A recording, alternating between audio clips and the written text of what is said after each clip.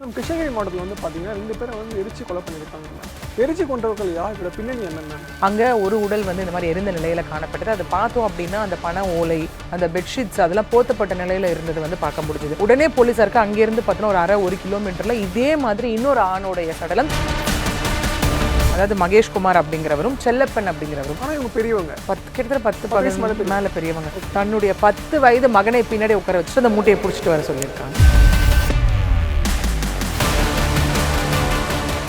இயற்கையான டேட்ஸ், பாதாம், பிஸ்தா, cash and honey கொண்டு தயாரிக்கப்பட்ட லயன் டேட் நட் பைட்ஸ். அம்மாக்களின் நம்பிக்கையான கோல்ட் வின்னர் 5 குவாலிட்டியில வேற ரேஞ்ச். ஐபிசி தமிழ் நேயர்களுக்கு வணக்கம். இன்று நம்மோடு பேசுவதற்கு அட்வொகேட் பிரியதர்ஷினி இடம் பேசலாம். வணக்கம் மேம். வணக்கம் சார். மேம், கிருஷ்ணகிரி மாவட்டத்தில் பார்த்தீங்கன்னா 2 பேரை எரிச்சு கொலை பண்ணியிருக்காங்க மேம். இந்த சம்பவம் பார்த்தீங்கன்னா சமூக வலைத்தளத்தில் ரொம்பவே பரபரப்பாக பகிரப்பட்டு வருது அப்படின்னு சொல்லலாம். எரிச்சு கொன்றவர்கள் யார்? இதோட பின்னணி என்ன மேம்? எஸ், ஆக்சுவலி இந்த எரிச்சு கொல்லப்பட்டவங்க 2 பேருமே பார்த்தா எங்கள் ஆண்கள். ஓகே, அது ஒரு விஷயமா இருக்கலாம். ஏன்னா இது வரைக்கும் நமக்கு நடந்த சம்பவங்கள் அந்த மாதிரி பார்க்கும்போது பெண்கள் ஆண்கள் 2 பேருமா இருக்கும், இல்லை பெண்கள் மட்டும், அந்த மாதிரியான ஒரு விஷயம் பார்க்கக்கூடிய இடத்துல இருக்கும். ஸோ இங்கே பார்க்க போனோம் அப்படின்னா எரித்து கொல்லப்பட்டவர்கள் 2 பேரும் ஆண்கள் அப்படிங்கிற ஒரு வரிசையில் போகும்போது நமக்கே நிறைய கொஷின்ஸ் இங்கே வரும் இல்லையா? ஏன் ஒரு ஆண்கள் 2 பேர் எரிச்சு கொல்லப்பட்டிருக்காங்க, என்ன காரணம்? முன்விரோதம் காரணமாகவா, இல்லை என்ன நடந்திருக்கும், இல்லை என்ன மாதிரியான விஷயங்கள் அப்படிங்கிற மாதிரியான கொஷின்ஸ் இங்கே அதிகரிச்சுட்டே போனதை நம்மளால் இந்த இடத்துல பார்க்க முடியுது. இது நடந்தது பார்த்தீங்க அப்படின்னா கிருஷ்ணகிரி மாவட்டத்தில் இருக்கக்கூடிய பக்கத்தில் இருக்கக்கூடிய இடத்துல தான் நடந்தது. அதாவது இரட்டை கொலை. அதுவும் இது எந்த லெவலில் இருந்துச்சு அப்படின்னா யாருமே அடையாளம் காண முடியாத அளவுக்கு இருந்ததை பார்க்க முடிஞ்சுது. ஓகே, அதாவது போலீஸாருக்கு ஒரு விஷயம் கொடுக்கப்படுது. என்ன இங்கே அப்படின்னா கொடுகூர் அப்படிங்கிற கிராமம். ஓகே, அங்கே ஃபஸ்ட்டு பார்க்கும்போது இந்த ரோட்டு ஓரமாக பார்க்கும்போது அங்கே ஒரு உடல் இந்த மாதிரி எரிந்த நிலையில் காணப்பட்டது. அதை பார்த்தோம் அப்படின்னா அந்த பண ஓலை, அந்த பெட்ஷீட்ஸ் அதெல்லாம் போத்தப்பட்ட நிலையில் இருந்தது பார்க்க முடிஞ்சுது. உடனே போலீஸாருக்கு அங்கேருந்து பார்த்தோன்னா ஒரு கிலோமீட்டரில் இதே மாதிரி இன்னொரு ஆணுடைய சடலம் இதே பேட்டர்னில் இருந்தது பார்க்கப்பட்டது. அதாவது இதே பேட்டர்னில் இருந்தது பார்க்கப்பட்டது. இங்கே என்ன அப்படின்னா சேம் பேட்டர்ன் ஆக்சுவலி. ஓகே, இது என்னென்னா இவங்களை எப்படி ஒரு வேளை கொலை பண்ணி இந்த மாதிரி பண்ணாங்களா, இல்லை இதே மாதிரி வெவ்வேறு இடத்துல ஒரு கிலோமீட்டர் 1 கிலோமீட்டர் டிஃப்ரென்ஸில் அது மாந்தோப்புக்குள்ளே இருந்திருக்கு. ஓகே, இந்த மாதிரியான டிஃப்ரென்ஸில் ஒரே பேட்டர்னில் பண்ணப்பட்ட ஒரு விஷயம் என்ன அப்படின்னு சொல்லி போலீஸாருக்கு அதுக்கப்புறம் தான் வேலையை ஆரம்பிக்குது. இந்த இடத்துல என்னாச்சு, எந்த மாதிரியான சம்பவங்கள் நடந்ததுன்னு சொல்லி அவங்க அதுக்கப்புறம் அந்த துப்புக்கள் துளக்கும் போது தான் அவங்களுக்கு அடுத்தடுத்த ஒரு விஷயம் தெரிய வருது. போலீஸார் அப்போ என்ன பண்ணுறாங்க அப்படின்னா யாருன்னு கண்டுபிடிப்பதற்காக, ஏன்னா அடையாளம் தெரியாத நிலையில் எரிக்கப்பட்ட ஒரு விஷயமா இருக்கு இல்லையா? அதனால போலீஸார் யாருன்னு இது பண்ணும்போது ஃபர்ஸ்ட் மிஸ்ஸிங் கேஸ்லாம் எடுக்கிறாங்க. யாரெல்லாம் அந்த சுற்று வட்டார கிராமத்தில் யாரெல்லாம் மிஸ் ஆயிருக்காங்க அப்படின்னு சொல்லி கிட்டத்தட்ட பார்த்தோன்னா கிருஷ்ணகிரி மட்டும் கிடையாது. கிருஷ்ணகிரி, தருமபுரி, திருப்பத்தூர், ஆந்திரா, கர்நாடகா, பக்கத்தில் இருக்கக்கூடிய பாலகுரி அப்படிங்கிற ஒரு இடமா இருக்கட்டும், இல்லைன்னா பெல்லாராம்பள்ளி. ஓகே, இந்த இடம் ப்ளஸ் கொடுகூர், இந்த இடம் சுத்துப்பட்டில் இருக்கவங்க எல்லாரையுமே தேட ஆரம்பிக்கிறாங்க. என்னென்னா யார் இதில் காணும் அப்படின்னும் போது 2 பெயர்கள் அங்கே அடிப்படுது காணும் அப்படிங்கிற ஒரு விஷயத்தில். அதுவும் தந்தை மகன் இருவரும் இங்கே காணலை அப்படின்னு சொல்லி ஒரு விஷயம் சொல்லப்படுது. அதாவது மகேஷ்குமார் அப்படிங்கிறவரும் செல்லப்பன் அப்படிங்கிறவரும். இந்த செல்லப்பன் அப்படிங்கிறவர் எஸ் ஆர்மி, இந்த செல்லப்பன் அப்படிங்கிறவர் எக்ஸ் ஆர்மி பர்சன். ஓகே, ராணுவத்தில் வேலை செய்த ராணுவ அதிகாரி. ஓகே, இப்போ இந்த மகேஷ்குமார் அவருடைய மகன் சொல்கிறோம் இல்லையா, அவர் இப்போ வேலை பார்த்துட்டு இருக்கக்கூடியவர். ஓகே, ஒரு 40 வயதுக்கு 40 வயது மதிக்கத்தக்கவர், மேலே 40 வயதுக்கு மேலே மதிக்கத்தக்கவர். இவர் 2 பேரும் ஓகே ஆர்மியில் ஒர்க் பண்ணுறாங்க. என்ன ஏதுன்னு விசாரிக்கும் போது நமக்கே தெரியும், முதல்ல அந்த விசாரணையானது குடும்பத்திடம் இருந்து தான் ஆரம்பிக்கப்படும் இல்லையா? அப்படி ஆரம்பிக்கும் போது முதல்ல என்ன பண்ணுறாங்க அப்படின்னா இங்கே அவருடைய மனைவி பானுப்பிரியா, அவங்களுக்கு 32 38 இயர்ஸ் அந்த மாதிரி, ஒரு 30 40க்குள்ளே. ஓகே, அந்த மாதிரி. ஏன்னா ஒரு டேட்டாலாம் நமக்கு ஒரு ஏஜ் இருக்குது, 35 இருக்குது, 38 இருக்குது, அந்த மாதிரி இருக்குது. ஸோ அவங்க மனைவியை கூப்பிட்டு ஃபஸ்ட்டு விசாரிக்கும் போது முதல்ல கேஷுவல் ஒரு விசாரணையாக தான் இருந்தது. அதுக்கப்புறம் அவங்க முன்னுக்கு பிறனாக பதில் சொல்லும் போது போலீஸாருக்கு அங்கே ஒரு சந்தேகம் எழுது. என்னென்னா ஒரு வேளை இவங்க ஏதாவது காரணம் இருக்குமா அப்படின்னு சொல்லி சந்தேகம் அங்கே வழுக்குது ஆக்சுவலி அந்த இடத்துல.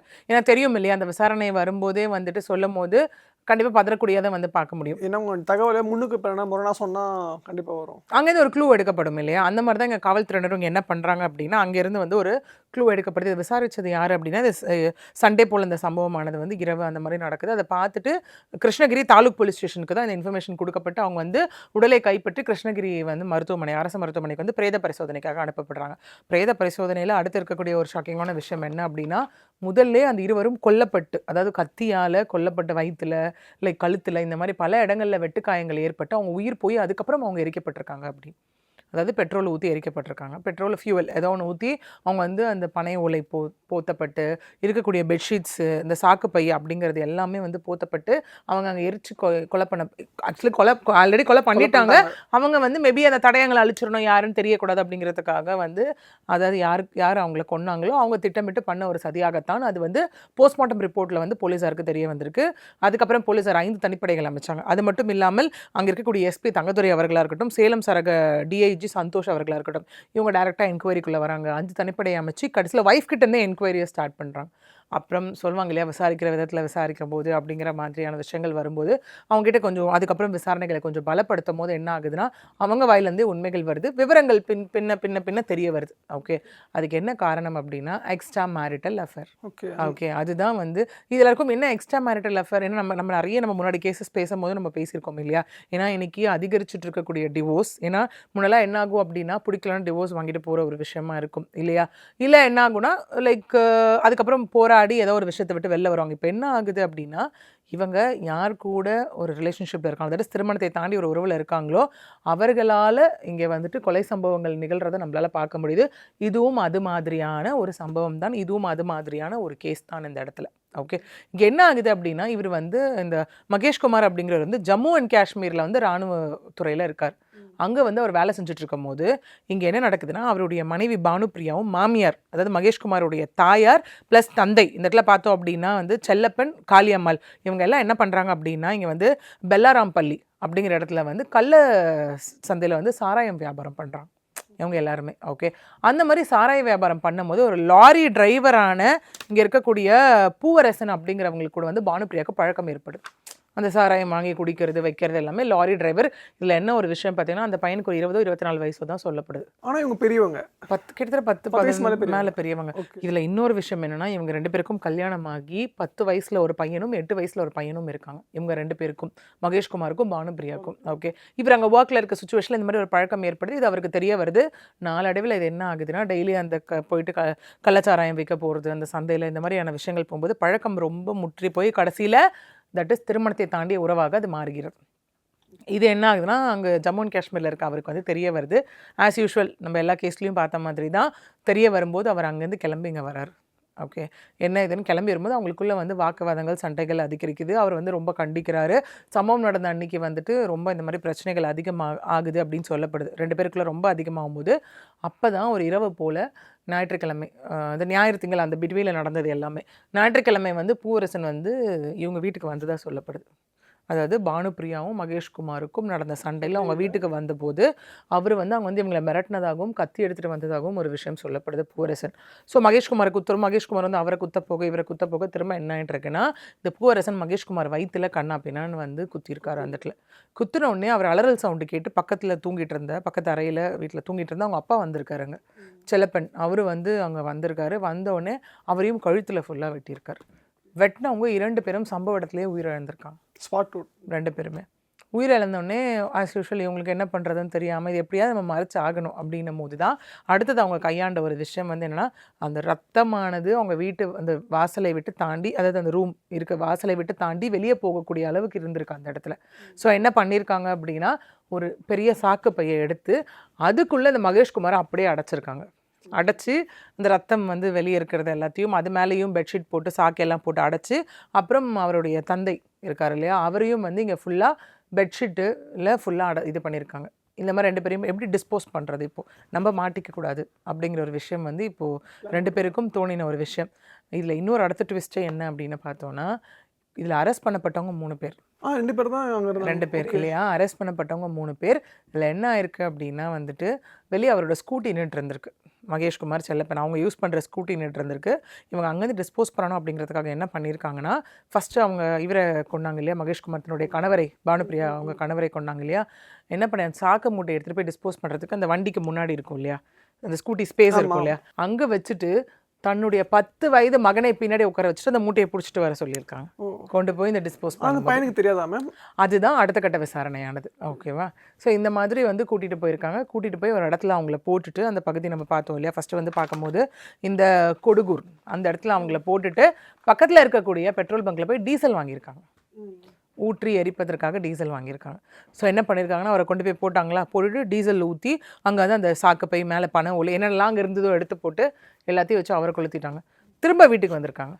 திரும்ப வீட்டுக்கு வந்து அவருடைய தந்தை மாமனார் ஆகிய செல்லப்பனை அதே மாதிரி தூக்கிட்டு போய் ஒரு 1 கிலோமீட்டர் டிஃப்ரென்ஸில் அவரையும் மாந்தோப்புக்குள்ளே அதே மாதிரி போட்டு அங்கே அவரை எரிச்சிருக்காங்க. அந்த இடத்துல பனை ஓலை எல்லாத்தையும் போட்டு எரிச்சிட்டு ஏன் அந்த பையன் இதை நான் சொன்னேன் ட்விஸ்ட்டுன்னு, அந்த பையனையும் சேர்த்து அரெஸ்ட் பண்ணியிருக்கான். 10 வயது பையன். ஸோ பூவரசன், பானுப்பிரியா, அந்த 10 வயது மகன் 3 பேரும் அரெஸ்ட் பண்ணப்பட்டிருக்காங்க. இப்போ அரெஸ்ட் பண்ணி இப்போ போலீஸ் கஸ்டடியில் வைத்து விசாரணையானது இப்போ வந்து போய்கிட்டு இருக்கு ஒரு பக்கம். இதுக்கப்புறம் தான் தெரிய வரும் அந்த பையனுக்கும் அது தெரிஞ்சுதா, அந்த பையன் எங்கே இருந்தான் அப்படிங்கிற ஒரு விஷயம். இல்லை இதில் எல்லாருக்கும் இப்போ ஒரு கேள்வி வரலாம், ஓகே அவங்க மாமியார் எங்கே போயிருந்தாங்க அப்படிங்கிற ஒரு விஷயம் வரலாம். அதாவது இங்கே யார் அப்படின்னு பார்த்தோன்னா காளியம்மாள் எங்கே போயிருந்தாங்கன்னு ஒரு விஷயம். அவங்க அந்த டைமில் வந்து சாராயம் விற்க போயிருந்திருக்காங்க. ஓகே, கள்ளச்சாராயம் விற்பதற்காக அவங்க போயிட்டு இருக்கும் போது இதெல்லாம் நடக்கிற சம்பவம் வந்ததுக்கு அப்புறம் தான் அவங்களுக்கு வந்து இந்த விஷயம் எல்லாமே இந்த இடத்துல தெரிய வருது. ஸோ சம்பவத்தில் இருந்தவங்க பானுப்பிரியாவை தவிர்த்து மித்த 2 பேரும் அங்கே வந்து கொலை செய்யப்பட்டிருக்காங்க. பையனையும் உள்ளே கொண்டு வந்து அந்த 8 வயது பையனை பற்றியான அப்டேட்டும் இன்னும் நமக்கு இல்லை இந்த இடத்துல. ஸோ அதெல்லாம் ஃபர்தர் என்கொயரி வச்சு அதனுடைய அப்டேட்ஸ் எல்லாமே நமக்கு கிடைக்க வரும். இந்த சம்பவம் எத்தனை மணிக்கு நடந்துச்சு? நைட்டு? எஸ், ஈவினிங் போல் எங்களுக்குள்ள இது வந்து நடந்திருக்கு. ஒரு நைட்டு, அதாவது ஒரு நைட் இரவு போல், அந்த டைமிங் இன்னும் நமக்கு வந்து அஃபிஷியலாக நமக்கு வந்து வெளியே வரல ஆக்சுவலி. ஓகே, ஒரு ஈவினிங் டு அந்த மிட் நைட் அந்த பக்கத்தில் வந்து படுத்துட்டு இருந்தவர் தான் எந்திரிச்சு வந்திருக்கார். ஓகே, அவங்க தந்தை. ஓகே, இந்த மாதிரியான டைமில் நடத்தப்படுது. அதான் நைட்டு போல் என்ன வெளிச்சம் இருந்தால் கண்டிப்பாக இது பண்ணியிருக்க முடியாது இல்லையா? ஸோ ஒரு ஈவினிங் டு இரவு போல் இந்த விஷயம் எல்லாம் நடத்தப்பட்டிருக்கு. அகெயின் இதில் பார்த்தோம் அப்படின்னா போஸ்ட்மார்ட்டம் ரிப்போர்ட் ஒரு பெரிய ரோல். கண்டிப்பாக அவங்க வந்து பக்கத்தில் இல்லை விசாரணையில் தெரிய வந்தது, அவங்க சொன்ன ஸ்டேட்மெண்ட்டில் தெரிய வந்த ஒரு விஷயம். கண்டிப்பாக அந்த பெட்ரோல் பங்க்கில் விசாரணை நடத்தப்படும். அதுக்கப்புறம் அங்கே இருக்க சிசிடிவி எடுக்கப்படும். இது எல்லாமே எடுக்கப்பட்டு இதெல்லாம் கூட வந்து ஸ்ட்ராங்கான எவிடன்சஸாக உள்ளே இன்க்ளூட் பண்ணப்படும். இப்போ அவங்க எரிச்சிருக்காங்களா மேம்? அது ஊருக்கு ஒதுக்கு போகிற மாதிரி எரிச்சிருக்காங்களா, இல்லை ஊரை நடுவில் வச்சு அடிச்சாங்களா மேம்? இல்லை ஊருக்கு நடுவில் நீங்கள் சொல்லலை. அதாவது சாலை ஓரம் அப்படின்னும் போது கிருஷ்ணகிரி அந்த கிராமம் அந்த சாலை கனெக்ட் பண்ணும் இல்லையா, அந்த மாதிரி ஒரு இடத்துல தான் வந்து எரித்ததாக சொல்லப்படுது. இன்னொன்று தோப்புக்குள்ளே பெருசாக வந்து ஆட்களுடைய நடமாட்டம் வந்து அந்த இடத்துல இருக்காது இல்லையா? ஸோ இந்த மாதிரியான ஒரு இடத்துல தான் வந்து இந்த சம்பவம் வந்து இங்கே நடைபெற்றிருக்கு. இப்போ எரித்து கொலை பண்ணாங்களா மேம்? அவங்க தண்டனைகள்லாம் மேம் கொடுக்க வாய்ப்புகள் இருக்கு? சிஎஸ் இதில் வந்து அகெயின் நம்ம இதில் வந்து கொலை அப்படிங்கிறது வந்து நடத்தப்பட்டிருக்கு. இன்னொன்று வந்து இதில் நம்ம நிறைய இதுக்கப்புறம் தான் என்கொயரி நமக்கு தெரிய வரணும். ஓகே, ஏன்னா இங்கே வந்து பார்க்க போனால் மகேஷ்குமார், பானுப்பிரியா அவர்களுக்கு வந்து இங்கே பிரச்சனை நடந்தது.